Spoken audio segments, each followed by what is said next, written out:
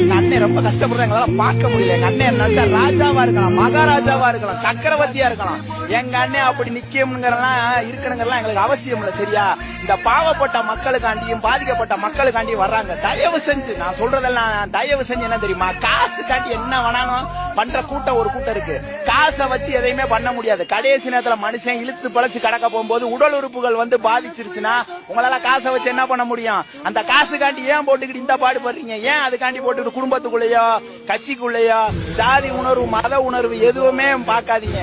எங்க அண்ணன் யாருக்காண்டியுமே வரல, கஷ்டப்படுற ஜனங்களுக்காண்டி வந்திருக்காரு. தயவு செஞ்சு நான் என்ன சொல்றேன், தயவு செஞ்சு இந்த வைரத்தை, இந்த தங்கத்தை, இந்த வைடூரியத்தை, இந்த மரகதத்தை விட்டுறாதீங்க. விட்டுட்டீங்கன்னா அவ்வளவுதான். எங்க அண்ணனை பொறுத்த வரைக்கும் ஒரே ஒரு வார்த்தை, 2026ல எங்க அண்ணன் எப்பயுமே, நான் இப்பயும் சொல்றேன், எப்பயுமே நான் சொல்றேன், எங்க அண்ணன் நல்ல மனுஷன், வாழக்கூடிய மனுஷன், தமிழக மக்களை வாழ வைக்க பிறந்த மனுஷன், தாய் குலத்தோட தகப்புதல் நினைச்சேன்.